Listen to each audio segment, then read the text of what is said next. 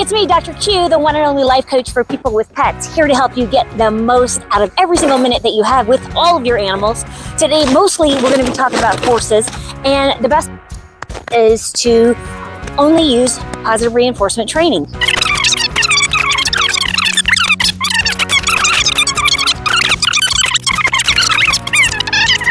Oh, I am totally filming from the wrong side. There we go. How about we flip that around? There we go. Okay, so this whole time I thought I was standing here talking to you, but I was actually not, so you probably think I'm a little nuts, but here's Rowan. And so the main thing that we're gonna work on today is halters and lead ropes and getting everybody kind of accustomed to having a halter and lead rope on today, which they don't get every day. So it's definitely something that you want to practice, and we're gonna pick their feet. Okay, so that's our main goal today, is really pick everybody's feet from a positive reinforcement standpoint. So tune in while we positive reinforcement style pick feet on 9 horses, all in various phases of training, various ages, various backgrounds. Some have almost no history whatsoever, and others have done this a lot of times. So we're going to kind of see how it goes. So tune in.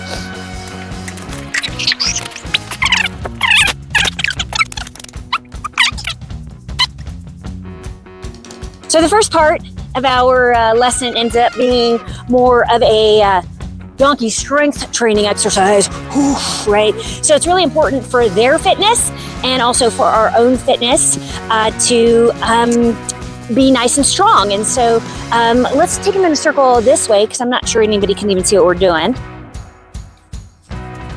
So it's important for us to stay physically fit when we're working with animals like this, so that we can be an easy package to carry, right? So you come closer, you'd be right there, okay? Right where we want to practice leading always from the correct position. So the correct position for leading a horse or donkey in this case is always going to be shoulder to shoulder, okay? And so the nice thing is I'm wearing a helmet, we're all wearing helmets, which means that at any time, if it is the right thing to jump on one of their backs, you can do that safely and easily. So notice we're having no stress, no problems with that at all.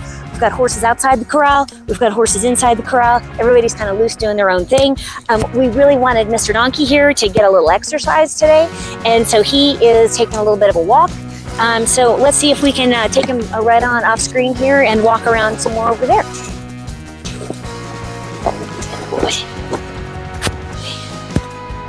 My clicker. My clicker.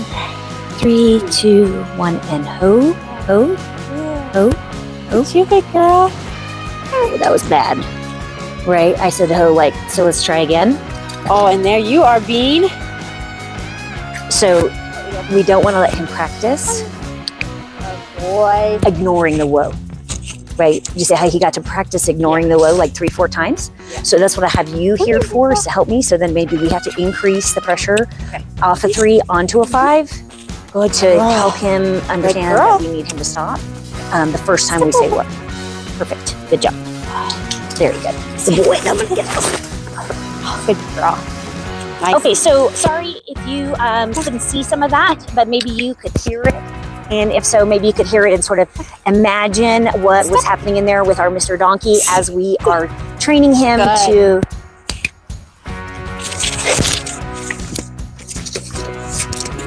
carry a rider effortlessly. So he'll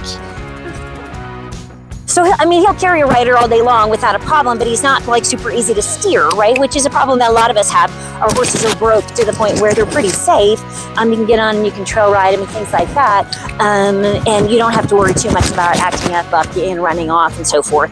But, you know, the fine tuning them into walk, trot, canter, backing up, like, a dressage horse, I would say most average folks, that's something that we all have a goal of, right? So we're always trying to get there.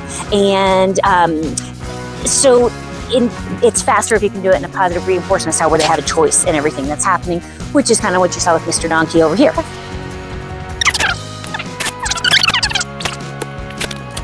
Okay, and so after I got off the donkey, he started really increasing the level of resistance that he was giving us.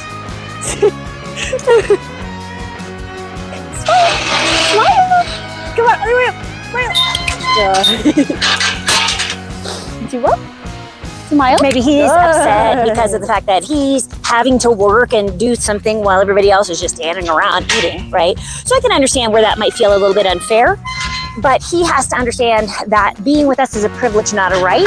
So he can't be with us if he is going to be super resistant to something as simple as walking around on a halter and lead rope, right? I mean, that is like we're not asking him to do very much, okay? I mean, that's his main job is to just do that. The least he can do is do it very softly and very gently and come along very briskly. And if he just doesn't want to do that or doesn't feel like doing that, then the best thing to do right now is to just deny him the opportunity to earn rewards. Okay, so he's fine to behave that way out on his own time, but if he's going to be having the privilege of getting to have training time with us, then we're going to have higher expectations for him and his behavior. And so we're going to just, he's over there crying. I don't know if you can hear him or not. He's literally crying. Here, I'll show you. Are you super sad? You got kicked out? Sugar says, I want to come in. I know you do, big girl. I know you want to turn. A good girl. Okay, let's just pay attention to what's happening here instead of worrying about that silly donkey anyway. Okay, so let's go get 2 lead ropes so that we have lead ropes on both these guys and just at least throw them over their back so that they're going to be ready to go like for when she said no. Did you see her? No. She totally shook her head no. She's like, no, thank you. She goes, I do not want a halter lead rope. Thank you very much. And that's okay. You're entitled to your opinion. I'm gonna go get some cookies so I can help. There's some cookies in that. Oh, that's right. That's right. Bean. The donkey is still crying. Use this. Hey, Patty. You guys are. There's a lead rope right here. You guys are good. Look at you. Yeah. Are you gonna count? Are you gonna start counting? So we need to put that. We don't want to use this on a dude. You're a good boy. You're a good boy. What's up, guys? Here, I'll take one of those. Good girl. These big scratchies. Okay, so hopefully you got to see some cool stuff while I was getting lead ropes. A couple things here. What I like about this lead rope is the fact that it has a nice big heavy bull snap on it. I prefer this by a long shot than to say this kind of snap. These break a lot more easily than this does. And the most important thing about these is notice that neither one of these are attached by a clip or clamp. They're braided into the rope. So that's always something that I think is preferable as well. Go ahead and put that on her as long as you can get it with her head way low, way too high. So have Zen help you so that you don't clip it on except for with your head low. Good, perfect. Do you have another lead rope? Here, this one. And so we aren't going to use this one because it's too short. It's much shorter than those, if you'll notice. Also, it's nylon, and I'm not a huge fan of the nylon lead rope. I think that cotton lead rope is much safer, much less likely to get a rope burn if you have a problem. And so now we're just going to do that a little bit, and maybe just take them, if they're tossing their heads at like, I mean, that's only like a 2 or a 3, right? But why don't we do a couple walks with them, okay, instead of just standing here? Because putting the lead ropes on got them both anxious. I would say if we can just take them around in here, take them in there, and if not, that's okay. So just keep your pressure on her less than a 3, please. This one's just falling apart. Be able to put this in there too. Maybe in that same place, because that one's falling apart just a little bit. Come on, dear.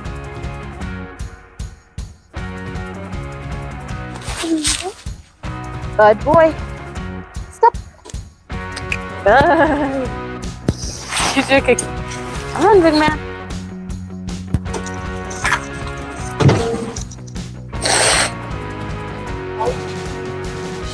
Come on, Bean. Good boy. Yeah, so if they're staying nice and relaxed, then just let them stand still. But if they're showing any anxiety whatsoever, then try to get some movement going. Try to move their feet just a little bit. If they are getting nervous about anything for any reason. You get 2 cookies. That was a lot of work, big boy. You did it. Oh, he did it. He was so brave. He's doing good. He's backing up. He's sidestepping. He's being real good. Good. She pins her ears and gets mad every single time, Patty. Do you notice that twice now? She pins her ears and gets mad when you bring her right there. So don't bring her there again. Okay, you see that? Don't let her practice that. Let's see if we can get her out of that situation.